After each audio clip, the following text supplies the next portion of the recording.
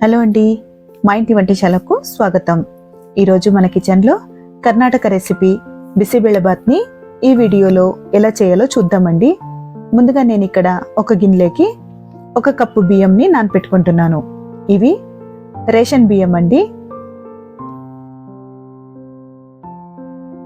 ఇవి బాగా కడుక్కొని నానపెట్టుకున్న తర్వాత ఇంకొక దాంట్లోకి నేను 1 కప్పు కందిబేళ్ళని నానేసుకుంటున్నాను. ఇప్పుడు కుక్కర్లోకి కడిగి పెట్టుకున్న బియ్యంని వేసుకుంటున్నాను. ఇవి రైస్ బాత్ లేదా కిచిడి లాంటి వాటిలోకైతే రేషన్ బియ్యం అయితే బాగుంటాయండి. మామూలు బియ్యం అయితే మెతుకులుగా ఉండిపోయి రైస్ బాత్లోకి అస్సలు కలవకుండా ఉంటుంది. అందుకే ఇట్లాంటి వాటిల్లోకి రేషన్ బియ్యం అయితే బాగుంటుంది. నేను బియ్యం కడిగి పెట్టుకున్నాను కదా, ఆ బియ్యంని బ్యాళ్ళని 1/2 కప్పు నానపెట్టుకున్న బఠానీని 1/4 కప్పు 2 గంటలు నానపెట్టుకున్న శనగగింజల్ని 1 క్యారెట్ని పీల్ చేసుకొని కట్ చేసుకొని వేసుకుంటున్నాను. ఇప్పుడు దీంట్లోకి 2 టమాటోల్ని కట్ చేసుకొని వేసుకుంటున్నాను. 1 పెద్ద సైజు ఆలూని పైన పీల్ చేసుకొని కట్ చేసుకొని వేసుకుంటున్నాను. ఇప్పుడు దీంట్లోకి కాయగూరలు ఎంతవరకు అయితే మునిగిపోతాయో అన్ని నీళ్ళు వేసుకొని 1/2 స్పూను ఉప్పు, 1/2 స్పూను పసుపు వేసుకొని మూత పెట్టేసి 3 విజిల్లు వచ్చే వరకు ఉడికించుకోవాలి.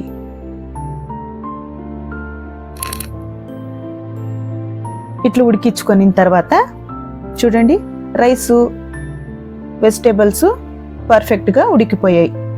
ఇప్పుడు దీన్ని తిరువాత పెట్టేసుకుంటున్నాను. స్టవ్ మీద ఒక బాండ్లీ పెట్టుకొని దీంట్లోకి 1 స్పూన్ ఆయిల్, 1 స్పూను నెయ్యి వేసుకుంటున్నాను. ఆయిల్ వేడైన తర్వాత దీంట్లోకి కొంచెం ఆవాలు, జీలకర్ర, 1 రెమ్మ కరివేపాకు,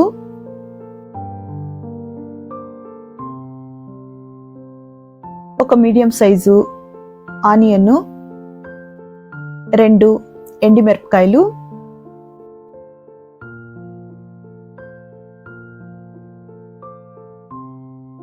వేసుకొని ఆనియన్ కొంచెం కలర్ చేంజ్ అయ్యే వరకు వేయించుకోవాలి. ఇప్పుడు దీంట్లోకి 1/2 స్పూన్ పసుపు, 2 స్పూన్ల బిసిబెళబాత్ పౌడరు, 1 స్పూను కారం వేసుకున్న తర్వాత ఈ మసాలాలన్నీ కొంచెం ఏగే వరకు వేయించుకోవాలి. ఇప్పుడు దీంట్లోకి 2 టేబుల్ స్పూన్ల వరకు ఎండు కొబ్బరిని తురుముకొని వేసుకుంటున్నాను. దీన్ని ఈ మసాలాకి వేసుకొని బాగా వేయించుకోవాలి. ఇట్లా ఎండు కొబ్బరి ఈ మసాలాకి వేసుకొని వేయించుకుంటే మంచి టేస్ట్ అనేది వస్తుంది.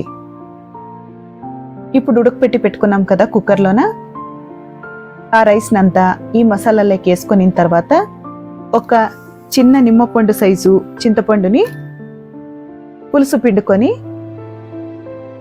ఆ పులుసుని ఈ బిసిబెళబాత్లోకి వేసుకోవాలి.